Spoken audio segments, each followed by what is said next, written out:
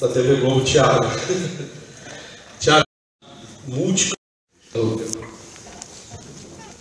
Bom, até o kart a gente até tem uma cobertura no final do ano, mas é no festivo, né? É, exatamente. O kart ele acaba entrando um pouco no início de tudo do automobilismo. Acho que até antes da questão da base, eu acho que uma coisa legal até de comentar com todo mundo, que é uma visão nossa hoje, que até como eu citei ao longo da apresentação, a gente hoje tem diversas maneiras de distribuir, né, conteúdo. E a gente hoje está num mundo que a competição, eu diria, de audiência, ela não é apenas por uma questão esportiva, é uma questão de atenção. E a gente tem, como eu mostrei naquele slide lá no final, um consumidor que tem diferentes hábitos. Por que eu estou dizendo isso? A gente tem cada vez mais, olhando para os esportes, a maneira de como entregar a visibilidade, né? Uma coisa que a gente, Jorge, está aqui, a gente conversa muito aqui, pegando um exemplo do atletismo, e falar da base do atletismo, para pegar o gancho sobre base, como a gente vai dar a visibilidade daqui para frente, sabendo que a gente tem TV Globo, Sport TV e todo o nosso portal, seja globoesporte.com ou sporttv.com. A gente sabe o público que está em cada um, a gente sabe a quantidade de grade que a gente tem em cada um. A TV Globo ela é um canal de variedades, ela tem um espaço limitado, né, no que diz respeito a esportes. Se somar, no ano a gente dedica mais ou menos em torno de 8 a 9% entre jornalismo e evento esportivo. Então, quando a gente fala de base, realmente é o tipo de conteúdo que, se você for pensar em termos de evento e transmissão, talvez não seja ainda o evento TV Globo. Você tem que buscar, como comentei, as histórias sobre base, sobre início. A gente já vem trabalhando desde antes do PAN com os jogos escolares, que é um projeto que a gente faz junto com o COB e com o Ministério do Esporte, né? Recentemente a gente teve até a etapa de João Pessoa, tivemos matérias no Bom Dia Brasil, no Esporte Espetacular. Quer dizer, é uma maneira de como você trabalha a base na TV Globo através de jornalismo com histórias interessantes. A gente fez uma matéria bem bacana, de, por exemplo, um grupo indígena que foi competir, enfim, é uma maneira de você falar sobre base. No Sport TV, sim, você pode pensar em transmissões. A gente já buscou transmissões de eventos de base. Só que hoje, quando você fala de Sport TV, você fala de um canal pago, você fala de um canal que tem uma competição mais acirrada, né, com a entrada de mais concorrência, e a gente tem todo um posicionamento, tem todo um acompanhamento de grade. A gente testa muitas transmissões de esportes diferentes. Eu acho que a base em si dos esportes, um caminho a confederação cada vez mais estruturada, como o Jorge comentou, que a CBAT está vindo com o trabalho de uma TV trabalhar no nicho, no digital. Eu acho que eu começaria a trabalhar por ali, que você trabalha no nicho, trabalha com aquele grupo que já está acostumado, usa a nossa plataforma para divulgar isso, eventualmente isso cresce para um nicho maior na TV paga, que é o Sport TV, e a gente daí consegue pincelar e tirar as boas histórias para um público maior, que é a TV aberta. Porque a nossa preocupação é não dar um tiro também muito grande, às vezes você não está do outro lado, na ponta, tão preparado para mostrar. Muito bem. Mestre Rodrigo, você está com o seu vídeo lá pronto? Tá? Leonardo, vou te pedir para você sentar, só para a gente ter um videozinho de 5 minutos, para poder só finalizar essa parte da capoeira. O Leonardo vai encerrar o painel.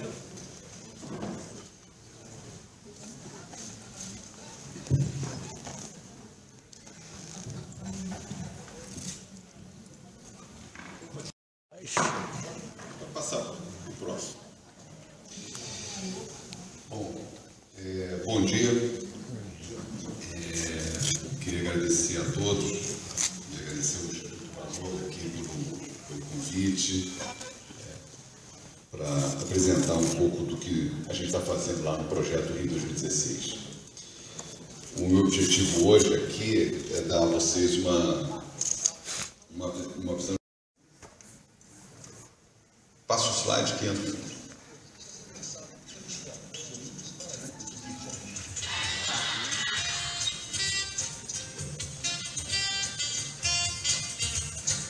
Conheci o rugby aqui na escola.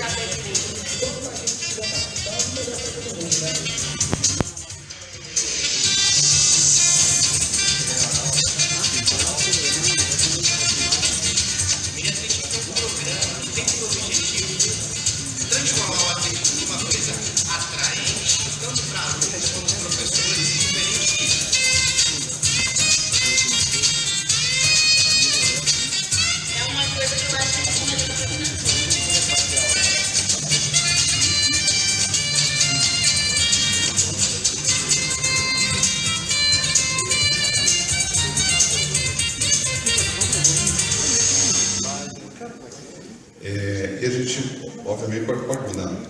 A gente na portuária do Rio de Janeiro. É uma área de 5 milhões de metros quadrados, um investimento de 8 bilhões, é uma PPP, toda a parte de infraestrutura que está sendo feita é privada.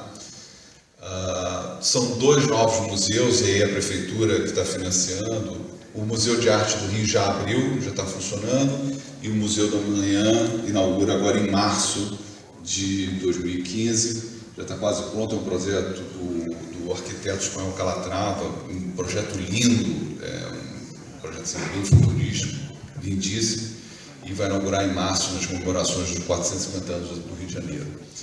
Ele tem 6 linhas de VLT, VLT é o veículo leve sobre trilho, ou aquele bonde europeu, né, que a Europa conhece, que vai integrar no centro da cidade do Rio de Janeiro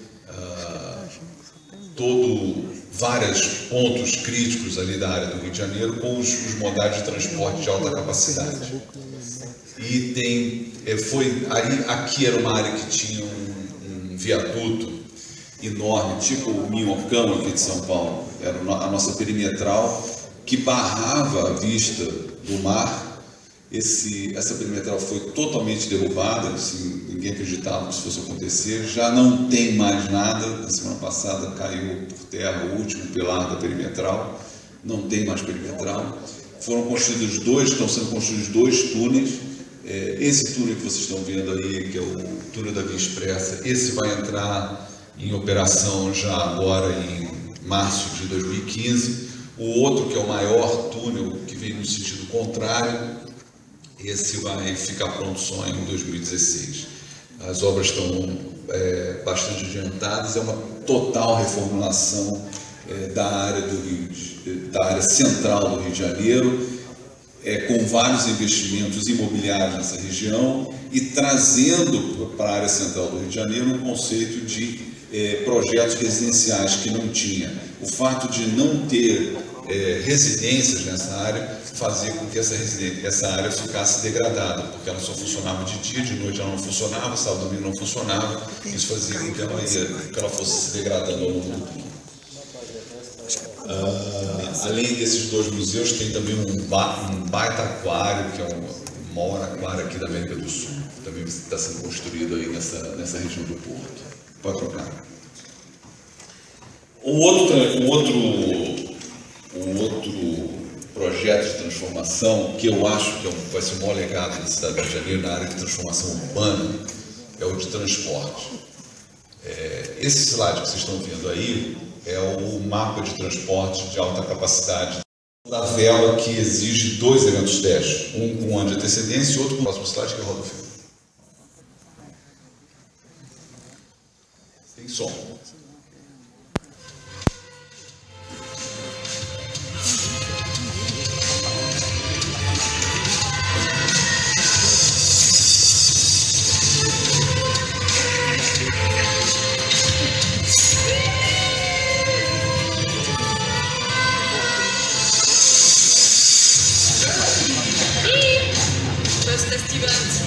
Primeiro estratégia.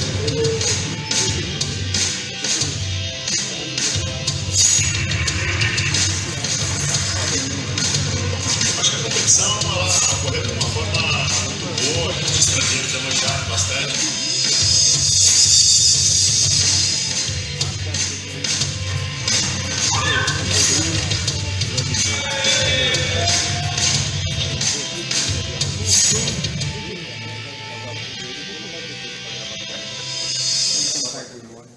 Para nós foi realmente um ponto alto ver golfinhos navegando e os atletas sem medo de mergulhar dentro da água. Que é com relação à Confederação Brasileira de Vôlei, né? Tenho muitos amigos na Confederação, gosto muito do Ari, todo mundo que está lá, mas infelizmente a Confederação Brasileira de Vôlei acabou, por conta dessa história toda que está sendo averiguada, o patrocínio do Banco do Brasil. Na sua visão, Jorge, o Banco do Brasil não teria se precipitado porque o vôlei construiu uma história de sucesso ao longo dos últimos 15, 20 anos. Eu acho que a perda desse patrocínio pode ter consequências graves para o vôlei. Você, como confederação... Jorge, foi suspenso o patrocínio. Suspenso, né? Então foi suspenso. Então, provisoriamente, enquanto senhor Averida. Não houve uma interrupção definitiva. Tá? Só... Obrigado pela correção. Bem, tem gente que conhece. Realmente é muito preocupante qualquer tipo de suspeita de malversação, né? Eu venho do voleibol, na época eu já fui patrocinador da Superliga, conhecemos bem o pessoal do vôlei, eu acredito que tudo vai ser apurado corretamente. A CGU orientou a suspensão até se corrigir e, pelo que a gente sabe, a CBV está tomando todas as providências. Mas isso, infelizmente, às vezes é o papel da mídia, ela divulga uma coisa e depois não divulga a correção, né? Porque se tudo for comprovado que não houve nenhum problema, ninguém vai ficar sabendo e fica pecha no esporte.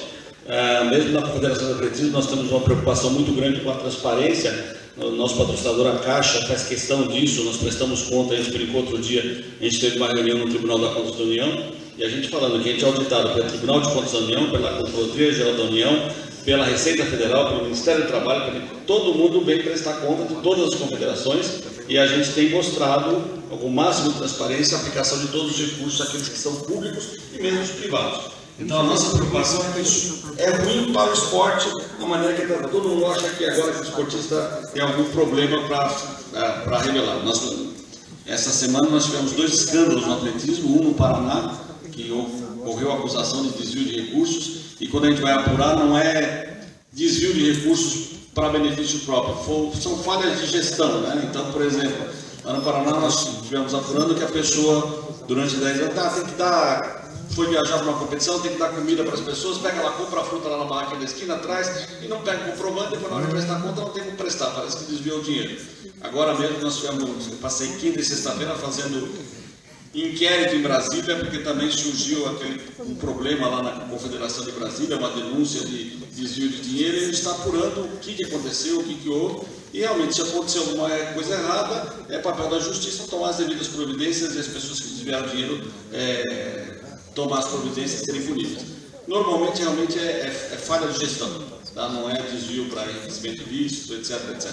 Mas é muito ruim para o esporte, a gente espera e cada vez mais a gente vai ser fiscalizado, a gente quer que seja fiscalizado. Essa semana passada mesmo, a CGU já esteve na CBAT auditando alguns contratos nossos, ela saiu com todos os... satisfeita com toda a prestação de contas, e realmente essa é a política de, eu acho, que todos os entes que fazem parte do esporte, né? Escândalo no esporte, como qualquer área, é muito ruim. Hoje a sociedade não admite nenhum tipo de desvio de recursos, nenhum tipo de locupetração, e a gente tem trabalhado para que isso não ocorra. Infelizmente...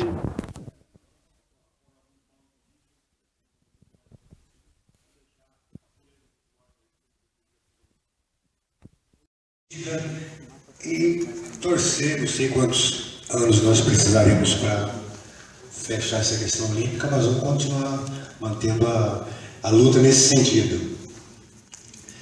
E você falou da educação, eu trabalho num grupo de estudos na Universidade de São Paulo, que eu sou um dos pesquisadores, e a minha pesquisa, ela busca fornecer subsídios para que a capoeira possa ser, para que nós possamos pleitear a inclusão da capoeira no currículo da educação, no ensino fundamental, no ensino médio. Esse trabalho é feito principalmente através das músicas de capoeira. Através das músicas a criança conhece melhor a nossa história, se levanta questões importantes no tocante à trajetória social do negro no Brasil, uma vez que os livros didáticos, em sua maioria, são bastante incompletos com relação a essa realidade, as questões de racismo, preconceito, discriminação, e a importância da capoeira na formação do povo brasileiro, que também é uma coisa que a gente encontra poucos estudos, e a contribuição da capoeira é grandiosa, no sentido da formação cultural do nosso país. Basicamente é isso hoje. Mais uma última pergunta para o... Bom dia para boa tarde. Meu nome é Ricardo Surraia Haddad, represento a capoeira através da Federação Paulista de Capoeira, com muitos mestres aqui, um dos fundadores. É com um grande orgulho que eu falo que, além de capoeirista, contramestre, pude fazer uma faculdade de educação física com muito sacrifício, depois uma pós-graduação, E o que eu ouvia muito falar os mestres, sem citar nomes, é em relação ao futuro do esporte. Então, não é uma pergunta, é o que alguém de vocês na mesa pode falar. Parece que o Brasil, ele segue modelos, a minha pós-graduação foi em treinamento personalizado para a competição, ele segue modelos advindo de métodos russos, métodos americanos, com a estrutura, o habitat e a alimentação deles. Nós não temos uma referência nossa, nacional. Uma realidade, eu tenho medo de falar números, mas parece que um nadador, não sei se eu estiver falando besteira, talvez na Rússia, se ele não calçar aquele pé, não sei, 45, 46, já com 13, 14 anos de idade, ele nunca vai ser um atleta olímpico. Isso é uma das variáveis que eu ouvi falar, em um momento assim, às vezes você é aluno, você pega uma informação um pouco errônea. Eu estou querendo falar de tabelas, de tamanho de pé, e outras modalidades, precisa de um biotipo, né? Então, o que vocês poderiam falar? O Brasil existe? É uma dúvida, né? Eu me formei e fiquei com essa dúvida. O Brasil tem uma referência, para não ficar copiando só mestres americanos, mestres russos, existe uma referência. Sou suspeito de falar do trabalho da capoeira. Venho de uma linhagem advinda do mestre Gladson, que introduziu a capoeira na USP na década de 60, então eu nem vou falar de capoeira. Então parece que eu estou defendendo a capoeira. Aí eu falo como educador físico. Se o Brasil tem uma referência, é uma dúvida minha mesmo. Obrigado. Por favor. Na realidade, a detecção de talentos no país é baseada em modelos internacionais, mas nós estamos criando as nossas pesquisas. Então hoje existe uma preocupação muito grande das confederações em ter parcerias com as universidades. Nós, na Confederação Brasileira de Atletismo, nosso superintendente de alto rendimento é o professor Antônio Carlos Gomes, que por um acaso fez mestrado, doutorado, conhece a Rússia bem, conhece os modelos russos, mas tem ciência que não se pode aplicar, e isso é um erro muito grande nosso. Nós não podemos pegar modelos de fora para aplicar no esporte do país. Nós temos a nossa cultura, nós temos a nossa formação física e fisiológica. Agora, o importante é ter trabalhos científicos aplicados. Muitas vezes existe um distanciamento muito grande da academia, da pesquisa universitária, com a aplicação no dia a dia do esporte. Então hoje sempre houve essa separação entre confederações e a universidade. Hoje está havendo essa integração. O próprio Comitê Olímpico Internacional, com o Instituto Olímpico Brasileiro, tem feito um trabalho de formação de treinadores, justamente com a visão científica, com a preocupação de ter dados para detectar talentos e para ter o crescimento desses talentos. Ok, a gente está com o tempo realmente bastante avançado, tinha outra pergunta que as pessoas pediram, mas eu queria falar com o Leonardo a respeito justamente do complemento com relação ao legado, né? Ou seja, você vai ter, a gente teve no Pan-Americano uma série de equipamentos que depois não foram utilizados, né? Ou tiveram problemas de construção, né? Alguns deles lá na Barra do Rio Centro tiveram alguns problemas. O velódromo, por exemplo, foi um deles que teve problema e que teve que ser desmontado, refeito, porque não tinha as medidas olímpicas, enfim. Hoje, o legado que está sendo deixado para o Rio de Janeiro é um legado realmente estruturado, que se vai... dizer que, poxa, está sendo uma honra mesmo, as palestras estão sendo muito boas, os palestrantes. Eu não tinha participado de nenhum seminário ainda, muito bom, uma pena que poucas pessoas aqui estão podendo desfrutar, porque realmente está um debate muito interessante, fiquei muito agradavelmente surpreso com a qualidade. E vou falar, né, se fosse uma questão de um diretor, diria a porta, estávamos falando de grandes eventos, do esporte como algo sempre macro, né, a questão da mídia, das redes sociais, dos grandes eventos. Vou falar aqui do universo micro, que é o nosso dia a dia, da Fundação Gol de Letra, trabalhar o esporte em comunidades. O esporte no Brasil, e a gente acredita muito que está ainda distante do que deve ser, na formação e na divulgação e massificação, né? Porque, na verdade, o esporte, o caminho que, pelo menos, eu acredito, que ele deve seguir, deveria estar muito mais ligado à educação, à escola, do que ele está hoje, infelizmente. Mas isso é um caminho ainda muito longo e árduo que acho que o país vai ter que passar. Enquanto isso, algumas organizações que trabalham com o esporte, que tentam desenhar o seu foco para poder utilizar o esporte com todas os potencial que o esporte tem, com todas as ferramentas e as qualidades que o esporte traz. A Gol de Letra é uma organização que tem 15 anos de vida. Nós trabalhamos desde sempre com aquilo que a gente chama de educação integral, então nunca foi só esporte, foi atividades também culturais, trabalho muito com família, trabalho de comunidade, de periferia, né? De grandes cidades principalmente, mas a gente está com foco no esporte muito grande, desde 2 anos para cá, embora seja uma organização fundada por 2 ex-jogadores de futebol, até hoje a gente não tinha um foco totalmente definido como no esporte. E agora a gente está com foco muito no esporte, desenvolver cultura esportiva em comunidades, né? Comunidades que têm dificuldades de espaço para lazer, espaço para prática esportiva, comunidades que as escolas não têm uma tradição de educação física adequada.